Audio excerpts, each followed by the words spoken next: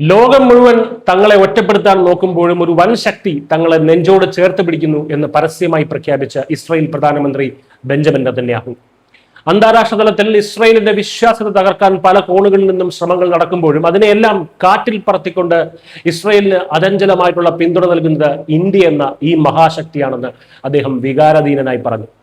West ബാങ്കിൽ നടന്ന ഒരു ഉന്നതതല സമ്മേളനത്തിലാണ് സാധാരണയായി കടുത്ത നിലപാടുകാരനായ നെതന്യാഹു തന്റെ എല്ലാ പ്രതിരോധങ്ങളും മാറ്റിവെച്ച് ഇന്ത്യയോടുള്ള നന്ദിയും കടപ്പാടും പരസ്യമായി പ്രകടിപ്പിച്ചു.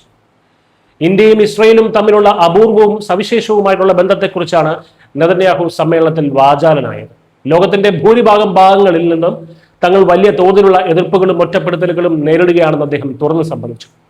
എന്നാൽ ഇന്ത്യയിൽ സാഹചര്യം തികച്ചും വ്യത്യസ്തമാണ്. ബെഞ്ചമിൻ നെതന്യാഹുവിന്റെ വാക്കുകൾ ഇങ്ങനെയായിരുന്നു: ലോകത്തിന്റെ പല ഭാഗങ്ങളിലും ഇസ്രായേലിന്റെ അംഗീകാരം ഇല്ലാതാക്കാൻ ശ്രമങ്ങൾ നടക്കുന്നുണ്ട്. എന്നാൽ ഇന്ത്യയിൽ അത് സംഭവിക്കില്ല. ഇന്ത്യയിൽ ഇസ്രായേലിനോട് തികച്ചും ഭ്രാന്തമായ ഒരു അടുപ്പമുണ്ട്. അത് വാക്കുകൾക്ക് അതീതമാണ്. മറ്റേത് രാജ്യത്തെക്കാളും കൂടുതൽ അനുയായികൾ എനിക്ക് ഇന്ത്യയിലുണ്ടെന്നാണ് ഞാൻ കരുതുന്നത്. ഇതായിരുന്നു ബെഞ്ചമിൻ നെതന്യാഹുവിന്റെ വാക്കുകൾ. തന്റെ സോഷ്യൽ മീഡിയ പ്ലാറ്റ്ഫോമുകളിൽ ഉൾപ്പെടെ ലോകത്തിൽ വെച്ച് ഏറ്റവും കൂടുതൽ ആളുകൾ തന്നെ പിന്തുടരുന്നത് ഇന്ത്യയിൽ നിന്നാണെന്ന് നെതന്യാഹു പ്രത്യേകം എടുത്തു പറഞ്ഞു.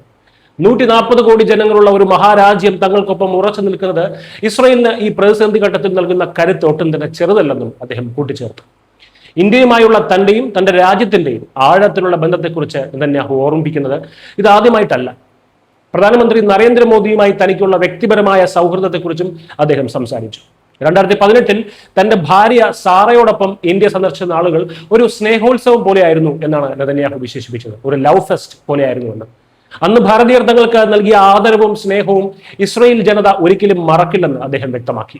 പ്രധാനമന്ത്രി നരേന്ദ്രമോദി ഇസ്രായേൽ സന്ദർശിച്ചപ്പോൾ വലിയ സ്നേഹത്തോടെയും ആദരവോടെയുമാണ് ഇസ്രായേൽ ജനത അദ്ദേഹത്തെ സ്വീകരിച്ചതെന്നും സമാനമായിട്ടുള്ള ബഹുമാനമാണ് തിരിച്ച് ഇന്ത്യൻ ജനത ഞങ്ങൾക്കും അവർക്കും നൽകുന്നതെന്നും CBS ന്യൂസിന്റെ പ്രശസ്തമായിട്ടുള്ള 60 Minutes പരിപാടിയിൽ അദ്ദേഹം മുൻപ് പറഞ്ഞിട്ടുണ്ടായിരുന്നു.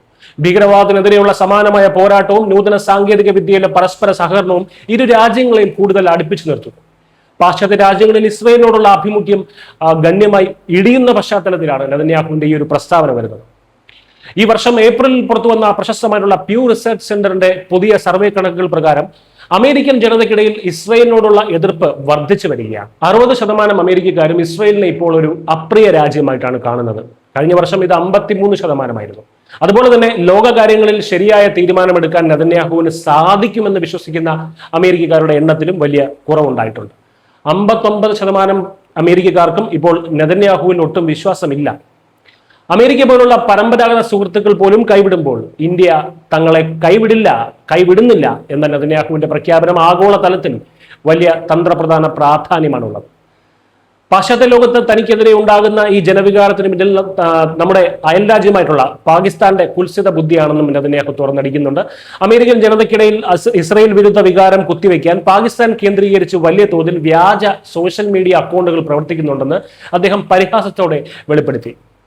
നെതന്യാഹു പാകിസ്ഥാനെ പരിഹസിച്ചുകൊണ്ട് പറഞ്ഞത് ഇങ്ങനെയാണ്: അമേരിക്ക ഇസ്രായേൽ സഖ്യം തകർക്കാൻ ആഗ്രഹിക്കുന്ന ചില രാജ്യങ്ങൾ സോഷ്യൽ മീഡിയയിലെ ബോട്ട് ഫാമുകൾ വഴി ജനങ്ങളെ തെറ്റിദ്ധരിപ്പിക്കുകയാണ്. സോഷ്യൽ മീഡിയയിൽ ചിലർ വന്ന് പോസ്റ്റ് ഇടും, ഞാൻ ഇസ്രായേലിനെ ജീവന തുല്യം സ്നേഹിച്ചിരുന്ന ഒരു അസൽ ടെക്സാസുകാരനാണ്, പക്ഷേ ഇപ്പോൾ എനിക്ക് അവരെ കാണുന്നത് പോലും ഇഷ്ടമല്ല എന്നൊക്കെ. എന്നാൽ ഈ അക്കൗണ്ടുകളുടെ പിന്നാമ്പുറം പരിശോധിച്ചാൽ മനസ്സിലാകും ഇത് അമേരിക്കയിലുള്ള ആരുമല്ല, പകരം പാകിസ്ഥാനിലെ ഏതെങ്കിലും ഒരു ബേസ്മെന്റിലിരുന്ന് കമ്പ്യൂട്ടറിൽ കുത്തുന്ന ഏതോ ഒരുത്തനാണെന്ന്. ഇതായിരുന്നു നെതന്യാഹുവിന്റെ വാക്കുകൾ. ചുരുക്കത്തിൽ ഇന്ത്യയും ഇസ്രായേലും തമ്മിൽ യഥാർത്ഥവും സുതാര്യവുമായിട്ടുള്ള ജനകീയ സൗഹൃദം, തന്ത്രപരമായിട്ടുള്ള പങ്കാളിത്തവും കെട്ടിപ്പടുക്കുമ്പോൾ പാകിസ്ഥാൻ ഇപ്പോഴും ഇരുട്ടറകളിൽ ഇരുന്ന് വ്യാജ പ്രചാരണങ്ങൾ നടത്തുന്ന ഒരു പരാജയപ്പെട്ട രാജ്യമായി തുടരുകയാണെന്നാണ് നെതന്യാഹുവിന്റെ വാക്കുകൾ അടിവരയിടുന്നത്. ലോകം മുഴുവൻ എതിർത്താലും നന്മയുടെയും നീതിയുടെയും പക്ഷത്ത് വിശ്വസ്തനായിട്ടുള്ള ഒരു ഭീമനെ പോലെ ഇന്ത്യ തങ്ങൾക്കൊപ്പം ഉറച്ചു നിൽക്കുമെന്ന ഇസ്രായേലിന്റെ ഈ പരസ്യ പ്രഖ്യാപനം ഇന്ത്യയുടെ ആഗോള സ്വാധീനത്തിന്റെ മകുടോദാഹരണമാണ്. News desk Malayalam.